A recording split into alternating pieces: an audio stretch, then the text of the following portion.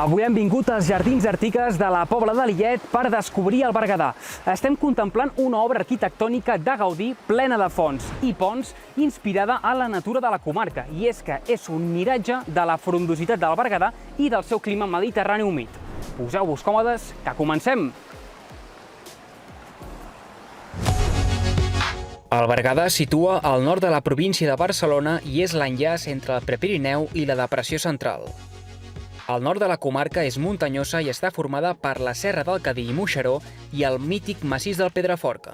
Aquesta zona és coneguda com l'Alt Berguedà, que contrasta amb la part de Berga cap al sud, més baixa i plana, amb relleus de la Depressió Central. A l'Alt Berguedà neix el riu Llobregat, que travessa la comarca de nord a sud, essent l'eix vertebrador i deixant colònies tèxtils a la seva vora.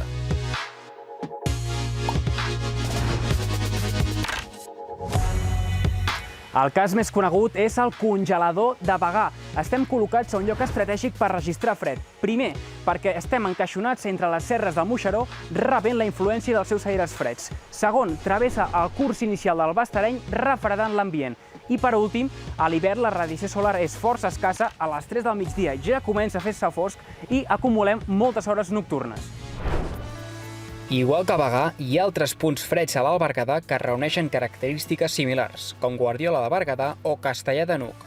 Tots dos fan referència a les valls més fredes de la comarca, amb el permís de les cotes muntanyoses que contrasten amb la zona de Berga cap al sud. Del fred de l'Alt Berguedà venim fins a Gironella per descobrir més microclimes amb un valor diferencial respecte als anteriors. Aquest està influenciat per la continentalitat del nord del Bages i ara ens ho explica el resident del municipi i geògraf Marc Amisans. Doncs mira, estem a Gironella, que seria una mica el centre del Baix Berguedà, que aniria des de Berga, que és el centre de la comarca, que es troba allà al fons, fins al nord del Bages. I el valor diferencial respecte al que seria el nord de la comarca i la vall del Llobregat, que passa pel nord, és que aquí fa més calor a l'estiu i també es formen boires que no es formen al nord. Al Baix Berguedà tenim la zona molt més oberta, no tenim muntanyes altes al voltant, i per tant el sol irradia molt més i ens ve la influència del Bages des del sud i tot plegat clima de la Depressió Central, que fa que tinguem temperatures més altes que al nord.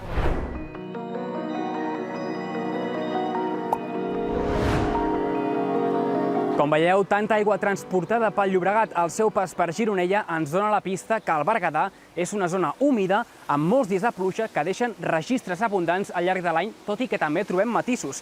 Al sud de la comarca plou uns 700 litres, a l'Alt Berguedà de 800 a 900 litres i als cims del Cadí i Moixeró uns més de 1.000 litres.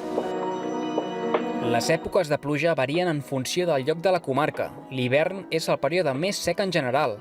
L'Alt Berguedà es beneficia dels temporals o regades continuades de la primavera i sobretot tardor, que es reforcen per l'efecte palanca agafant les vessants sud del Cadí i Moixeró. I la zona de Berga i voltants concentra moltes tongades de precipitació gràcies a les tempestes d'estiu. Cal profunditzar que el Berguedà és un autèntic niu de tempestes i tota la comarca funciona com un engranatge ben coordinat.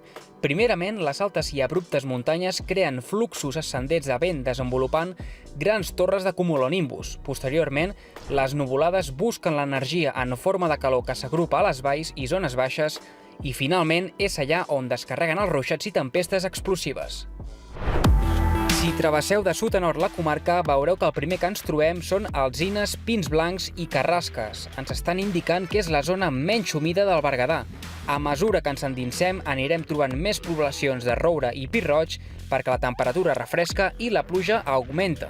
I ja a les zones de microclimes més freds i plujosos ens poden arribar a veure faigs i fins i tot avets, com els del Pedraforca. Finalitzem el viatge pel Berguedà amb aquestes vistes des de la Serra del Moixeró que ens deixa aquest preciós paisatge humit, frondós, que ha estat la tònica dominant d'avui. Fins la propera!